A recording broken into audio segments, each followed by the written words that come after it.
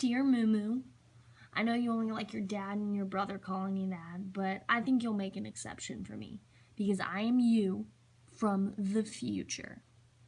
I've come back to talk to you about what I've learned this past semester at college.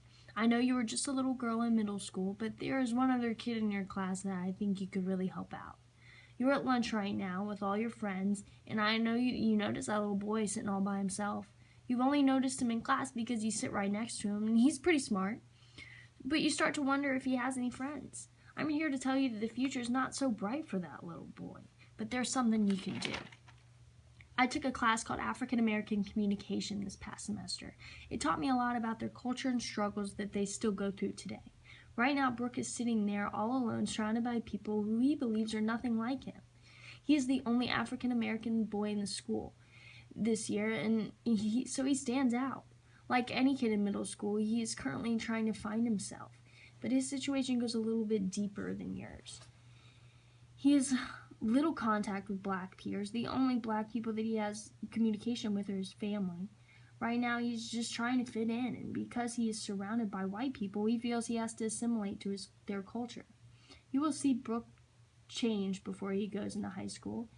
This is because he is reaching out for an identity he's told he must have. As Thurston would say, he begins to prove his blackness. Brooke starts to rebel and act out in class. He starts failing, and once he gets into high school, he hangs out with the ghetto crowd despite being a middle-class black man. He feels he must act a certain way in order to prove he's black.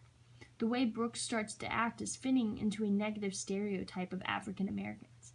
Everything he ends up doing is because of the way he perceives blackness.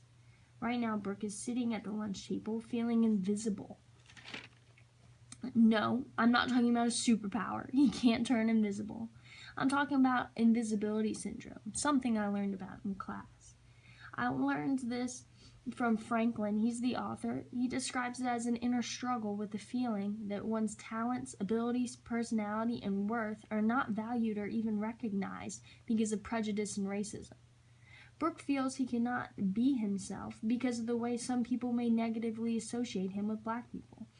Instead of Brooke being able to find his own black identity, he feels he must fit into what those are already thinking. But he is wrong. He doesn't have to be bad in school and be a delinquent to be black. Being black isn't how much street cred you have or how well you can bust a rhyme. There are way better things associated with being black. African Americans are family driven and value their community. They are all about gatherings and celebrations and great food. They value each other and their surroundings and are passionate.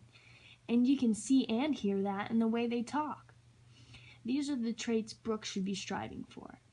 I know all of this seems crazy and overwhelming. You never realize that African Americans struggle with this, but because you are blessed with a certain privilege Brooke can never have. You will be hearing the term white privilege a lot over the next 10 years or so. And McIntosh, another author, she describes it the best, and she says it's an invisible package of unearned assets which one can count on cashing in each day, but about which one was meant to remain oblivious to. You have the privilege of waking up and having the stereotype that goes along with being an innocent white girl. Brooke, on the other hand, has the stereotypes going along with being a black boy, which, as you know, there's not many good ones. I know you think there's nothing you can do to change this because you're only a little girl in middle school, but there is. You can lead by example and be the kind, caring person I know you to be. Heck, Jackson and Rabu, some more authors, talk about some communication competence tactics you can use. First, just be aware of what Brooke is going through. He feels alone and overlooked. Acknowledge and respect him.